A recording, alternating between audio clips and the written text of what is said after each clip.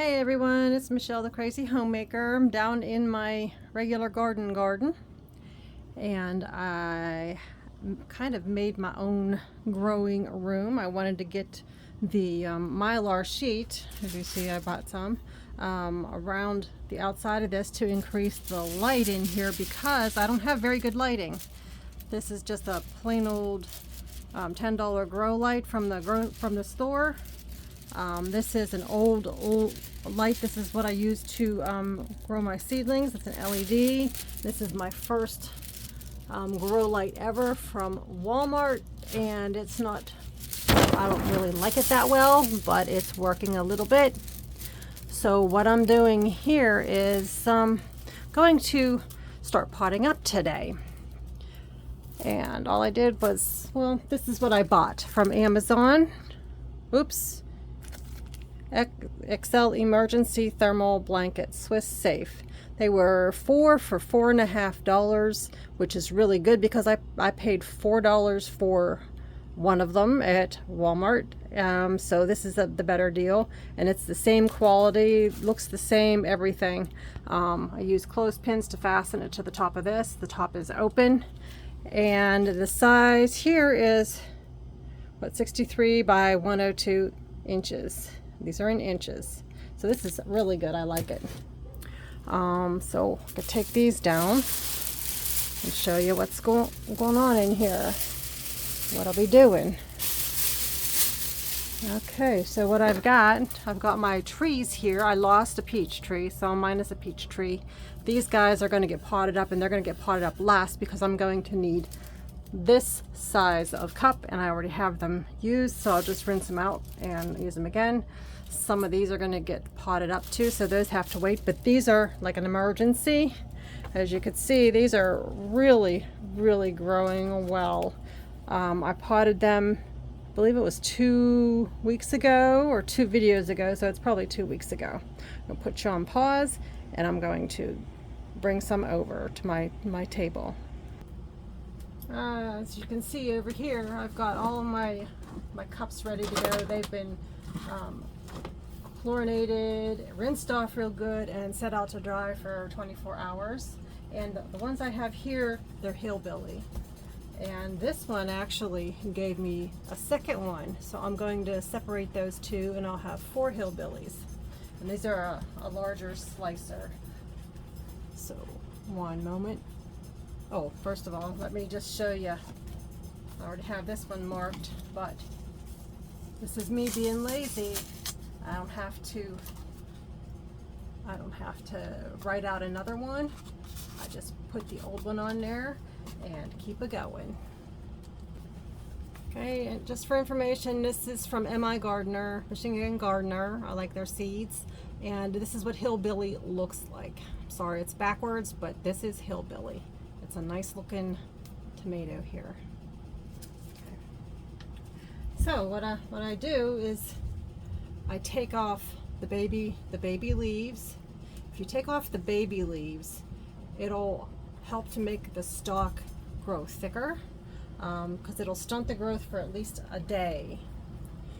And then I will take it and put it into here.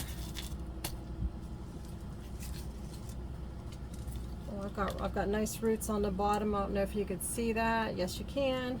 Oops, put that in there, and it's going to be potted down again. So it's going to get potted deep again. So by the time I'm done, it should be up to the top with soil almost, and up to the top of the, or close to the top of the tomato plant itself. So leave a little bit of space for water, and that's what it's going to look like, and I'll do the rest of the hillbilly.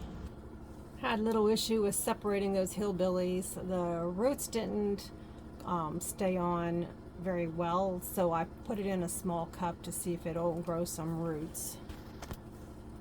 Next one, another one from Michigan Gardener. It's a red pear tomato. This is one of the ones I love. This is what they look like now. They tend to get a lot of greenery on them really quickly, so I'm really tickled with these. So that's my next pot up. Every one of these ones so far that I've potted up, their roots have been clear to the bottom. I'm really tickled with that, and they're beautiful white roots. So just wanted to let you know that and how that was going. So it hasn't, they've all, I mean, so far, all of them have white roots clear to the bottom of their old pots. So they are ready to be potted up. Next one I'm potting up is from Baker Creek Seeds. It is Abe Lincoln. And I grew these before and they turned out to be a really nice slicer. Nice tomato to grow. So if you're in the mood to have a nice slicer, this is one of them. Next one is Fairy Morse beefsteak. It's a Better Boy hybrid. This is the next one. I only have 3 of these and they're looking pretty good. The baby leaves are dying, so it's time for them to get potted up too. Okay, once again, Fairy Morse. These are beefsteak tomatoes, another nice slicer. I don't remember if I got anything off of these the last time I grew them, but then again, like I said, living in South Carolina, we could never figure out how in the world to get things to grow for us. So being back up here, we're hoping that everything goes well with us. I wanted to say a little bit of something. Oops, like look at this. I got a root coming out of here. These clear cups, I don't usually like them because an algae will grow within there, but for as fast as these had grown, I like to use these when I bottom water so I could see how far up the water is. I won't be watering these because I watered them yesterday, and this is damp soil today, so it's not like they're going to starve. So I'll keep an eye out on these to make sure that they don't dry out completely, but then again, I'll know if that happens. But these are looking really good too. Okay, the last tomato that I have right now is Tim's tomatoes. I have 2, 4, 6, 8, 10 of those, and Tim doesn't know what kind of tomatoes they are. I don't know what kind of tomatoes they are, but all I know is they were probably baseball to softball size tomatoes, beautiful slicers, really nice inside. We're gonna cross fingers that these will be true to what they were last year, and hope for the best that we get some tomatoes with these. I just thought of something. I didn't plant these this year, but Aunt Ruby's green tomatoes. What I used to like to do when we lived in South Carolina was plant different colored tomatoes, like yellow ones, white ones, the green ones. That confused animals. They were always looking for red ones and they were always smelling for red ones. So when I started planting odd colored ones, the animals stopped coming around.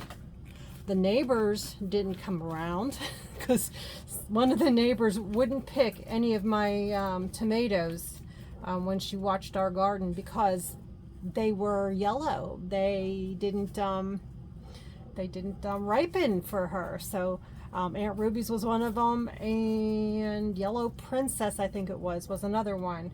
So if you ever want to confuse your neighbors, plant green tomatoes. Aunt Ruby's is one of the best. I love that. Last thing I wanted to show you today, because I'm out of plants to pot up other than the smaller ones, and you don't need to see that again, is I got this far on potting up my onions. So what I do is I fill the container with dirt, then I put the small cup that I have in here, and I press it down in there until you make a cup indentation. Turn it out, plop it in, call it good. And that's how I do that. So I'll talk to you later, and I'm almost out of time on this video. So you take care and happy gardening.